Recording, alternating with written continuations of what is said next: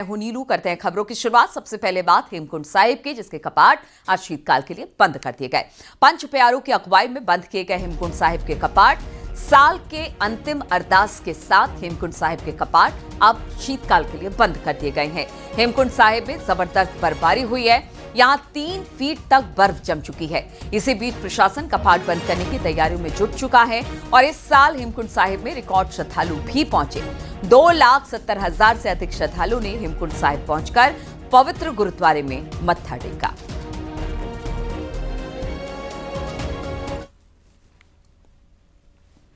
और हेमकुंड साहिब के कपाट बंद होने के साथ ही लक्ष्मण मंदिर के कपाट भी अब बंद कर दिए गए हैं। पूरी विधि विधान के साथ लक्ष्मण मंदिर के शीतकाल के लिए अब बंद कर दिया गया। लक्ष्मण मंदिर के कपाट बंद होने के दौरान आर्मी बैंड के साथ सेना के जवान भी मौजूद रहे।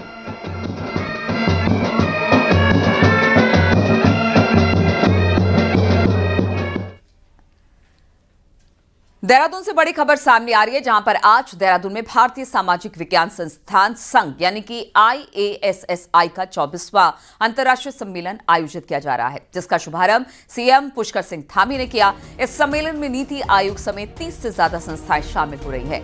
IASSI सम्मेलन को संबोधित करते हुए सीएम धामी ने कहा, इकोलॉजी और इकोनॉमी के साथ प्रदेश में विकास को लेकर आगे बढ़ रहे हैं। साथ ही मुख्यमंत्री ने कहा कि राज्य में सामाजिक न्याय को लेकर भी सरकार काम कर रही है।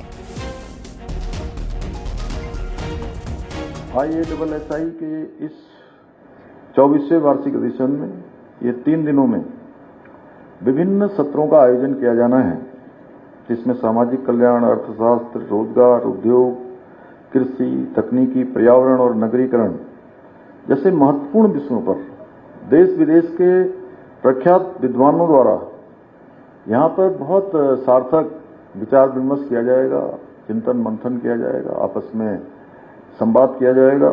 मुझे पूरा विश्वास है कि इस चिंतन से निकला अमृत न केवल सामाजिक नीतियों के प्रभावी क्रियान्वयन में मार्गदर्शन का काम करेगा, बल्कि राज्य और राष्ट्रीय स्तर पर जन जन के कल्याण के लिए ठोस और व्यवहारिक उपायों के संकलन में भी बहुत सहायक सिद्ध होगा। मैं इस विशिष्ट अधिवेशन के आयोजन हेतु देवभूमि उत्तराखंड को चुनने के लिए IASSI के समस्त पदाधिकारियों का मैं आभार व्यक्त करता हूं। और धामी सरकार एक बार फिर से सरकार जनता के द्वार कार्यक्रम शुरू करने जा रही है और शुरुआत होगी मुख्यमंत्री पुष्कर सिंह धामी से।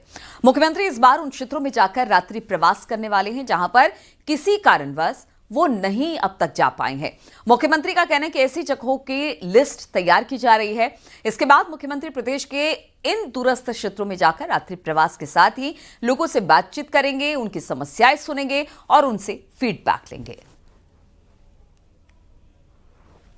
देखिए, वो चूंकि जिस जनपद में ऐसे स्थान जहाँ पर पहले कार्यक्रम नहीं हुए हैं, पहले इस प्रकार का प्रवास नहीं हुआ है, उन स्थानों का चयन किया जा रहा है और उन स्थानों पर मैं रात्रि प्रवास भी करूंगा। सारी उस जनपद की जो जन समस्याएं हैं उनकी सुनवाई भी करेंगे और लोगों के साथ संवाद भी करेंगे। अलग अलग ग्रुप के लोगों के साथ बातचीत करके फीडबैक भी लेंगे। उसके आधार पर सरकार में जो हमें निर्णय लेने होंगे वो निर्णय लेंगे। और देश के सबसे बड़े उद्योगपति और रिलायंस इंडस्ट्रीज के चेयरमैन मुकेश अंबानी आज बद्रीनाथ धाम पहुंचे। बद्रीनाथ धाम में उन्होंने भगवान बद्री विशाल की विशेष पूजा अर्चना की और आशीर्वाद लिया।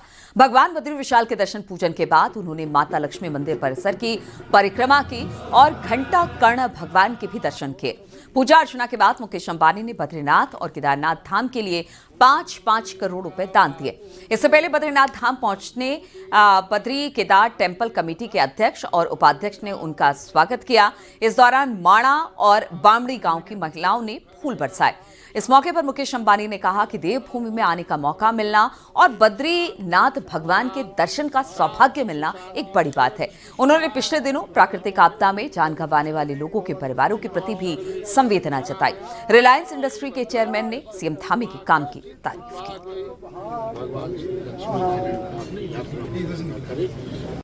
ये देवभूमि में वापस आने का मौका मिला और बद्रीनाथ भगवान के दर्शन हुए, इसका मैं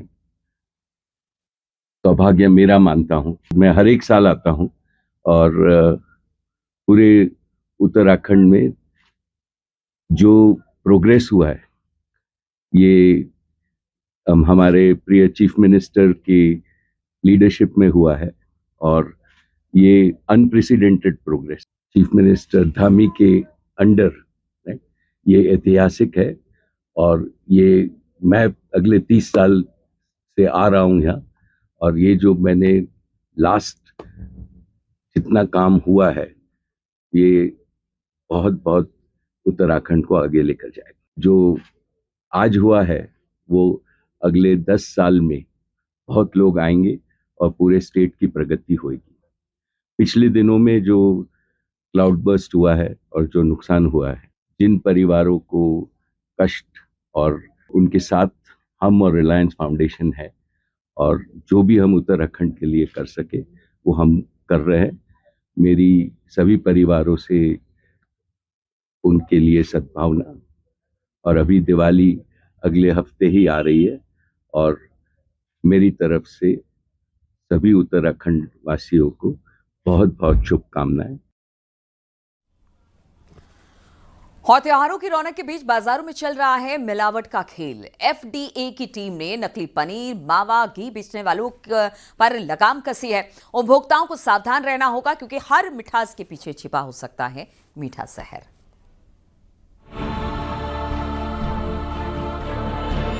त्योहारों का मौसम शुरू होते ही खाद्य सुरक्षा की टीमें सक्रिय हो गई हैं। प्रदेश भर में अब तक करीब 500 दुकानों पर छापेमारी की गई है, जिसमें 50 कुंतल से ज्यादा नकली मावा और पनीर नष्ट किया गया। साथ ही 500 से ज्यादा सैंपल जांच के लिए लैब भेजे गए। एफडीए की टीम अब खास तौर पर दूध से बनी मिठाइयों, मावा और घी की सैंपलिंग में जुटी है ताकि उपभोक्ताओं के स्वास्थ्य से खिलवाड़ करने वालों को पकड़ा जा सके। व्यापारी हैं वो मिल्क पाउडर का यूज़ करके पनीर और मावा बनाते हैं, तो उसके खिलाफ हम सख्त अभियान चला रहे हैं। और वो आपने देखा होगा कि हमने अलग अलग जगहों से हमने कई लोगों के सैंपल लिए और कई जगह माल को डिस्ट्रॉय भी कराया है और ये क्रम आगे भी जारी रहेगा। डॉक्टरों का कहना है कि मिलावटी मावा और पनीर शरीर में गंभीर बीमारियों का कारण बन सकते हैं। पेट और लीवर संबंधी दिक्कतें हो सकती हैं। पनीर में आप देखिए बहुत ज़्यादा मिलावट है। वो पनीर के जो 50 तरह के ये सब्स्टिट्यूट बनाते हैं, इस तरह का जो गंदा पनीर बनता है, इससे आपके क्या है, एक तो ये डायरेक्ट लीवर में असर करता है, ये आपके आंतों पे असर करता है, यानी सीवियर गैस्ट्राइटिस हो सकती है, बहुत ज़्यादा अम्ल बनता था, उल्टी हो सकती है और किन्हीं केसों में ये पीलिया भी कर सकता है। त्योहारों की मिठास पर मिलावटखोरों की नजर है, जिससे निपटने के लिए एफडीए की टीम लगातार छापेमारी कर रही है। आप भी भरोसेमंद दुकानों से मिठाई खरीदें और गुणवत्ता पहचानने की भी कोशिश करें। सत्येंद्र बर्तवाल, न्यूज़ 18, देहरादून।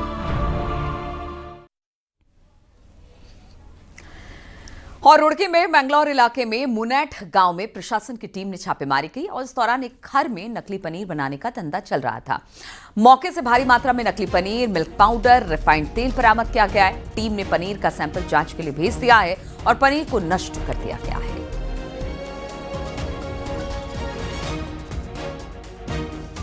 हमारा राजस्व टीम ने कई राजस्व कार्य के लिए गए थे, उसमें एक ट्रांसपोर्टेशन का व्हीकल पकड़ा गया। उसमें भारी मात्रा से पनीर का सामग्री मिला था। उसको देखते हुए शक आने के बाद उनका कहाँ से आ रहा है उसको ढूंढते ढूंढते आगे वो अपना फैक्ट्री में, इधर हमें पता चल रहा है कि बड़ी मात्रा में इन्होंने टिन में कई ऑयल को भी स्टोर करके रखा है।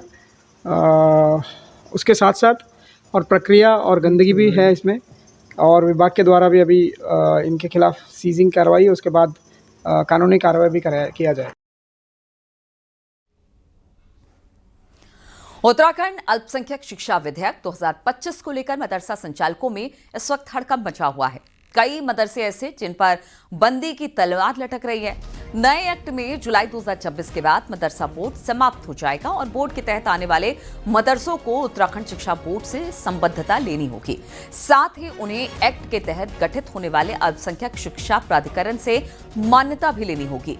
जमायते उलेमाए हिंद का कहना है कि इसको लेकर अभी कंफ्यूजन है। नियमावली बनने के बाद तस्वीर साफ होगी। और वहीं कुछ मदरसा संचालक मदरसा बोर्ड को भंग किए जाने का विरोध कर रहे हैं। बंद होने से देखिए नुकसान तो है ही है, तमाम जो मुस्लिम समाज था या जो मुस्लिम समाज के लोग थे उनकी एक आस्था जुड़ी थी कि हमारा बोर्ड है और उसके अंतर्गत हम सरकार के नियमानुसार तालीम हासिल कर रहे थे। अब मदरसा बोर्ड टूट गया, मदरसा बोर्ड टूटने से नुकसान तो है ही है। उत्तराखंड अल्पसंख्यक शिक्षा विधेयक के अंतर्गत प्रावधानित किया गया है कि जिन अल्पसंख्यक शिक्षा संस्थानों को उत्तराखंड में संचालित किया जाना है उन शैक्षिक संस्थानों को उत्तराखंड बोर्ड से संबद्धता प्राप्त करनी होगी जो मानक बोर्ड के है। त्योहारों का मौसम खुशियां लेकर आता है, लेकिन ठगों के लिए भी यही वक्त सबसे बड़ा मौका बन जाता है ऑनलाइन गिफ्ट, डिस्काउंट, कैशबैक के नाम पर बढ़ रहे साइबर फ्रॉड से बचने का। तो याद रखिए कि पापा, और देखिए पापा कैसे आपको बचाएगा रिपोर्ट में।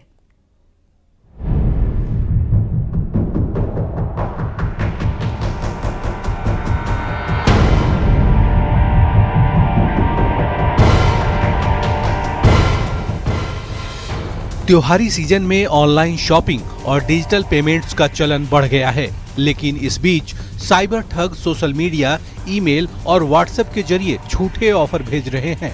कहीं फ्री गिफ्ट का लालच तो कहीं भारी डिस्काउंट का झांसा दिया जा रहा है। यूजर जैसे ही फेक लिंक पर क्लिक करता है, उसके मोबाइल या कंप्यूटर में मालवेयर एक्टिव हो जाता है, जिससे बैंक अकाउंट और निजी डेटा तक ठग अपनी पहुंच बना लेते हैं। ऐसे में साइबर पुलिस ने लोगों को जागरूक करने के लिए एक नया मंत्र दिया है, पापा। यहाँ पी पर्सनल इंफॉर्मेशन है जो किसी के साथ शेयर ना करें, चाहे ओटीपी हो या password. A avoid passing any suspicious link को बताता है, चाहे वह किसी ऑफर का हो या गिफ्ट का।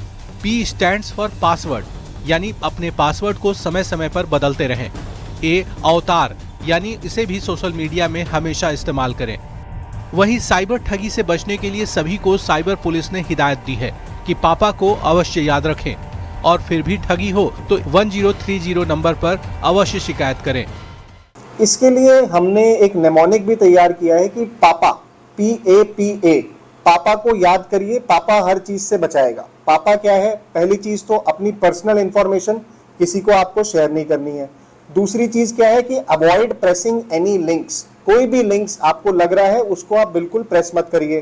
और अपना जो पासवर्ड्स है ये सारी चीजें रेगुलरली चेंज करते रहिए। एंड एवेटार्स यूज करिए। एवेटार्स एक जैसे गिबली करके ऐप है, उसमें आप अपने नई कार्टून वाली फोटोज बना सकते हैं। उससे क्या होगा कि आपको कोई आपका रिलेटिव बन के आपकी फोटो को डाउनलोड करके अपनी आईडी पे वो फोटो नहीं लगा सकता। तो इस फेस्टिव सीजन में खरीदारी के साथ सावधानी भी रखिए, क्योंकि ठगों से बचने का सबसे आसान फॉर्मूला है, याद रखिए पापा।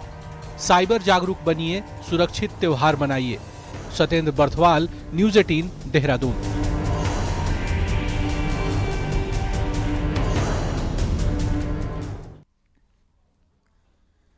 और पहाड़ों में मौसम का मिजाज लगातार बदल रहा है। ऊंचाई वाले इलाकों में बर्फबारी के बाद पहाड़ों में जहां पर हल्की ठंड पड़ रही है, वहीं मैदानी इलाकों में सुबह और शाम के तापमान में गिरावट दर्ज की जा रही है, जिससे लोगों को ठंड का एहसास हो रहा है। हालांकि मौसम विज्ञान केंद्र ने आने वाले दिनों में उत्तराखंड में मौसम साफ रहने का पूर्वानुमान जताया है।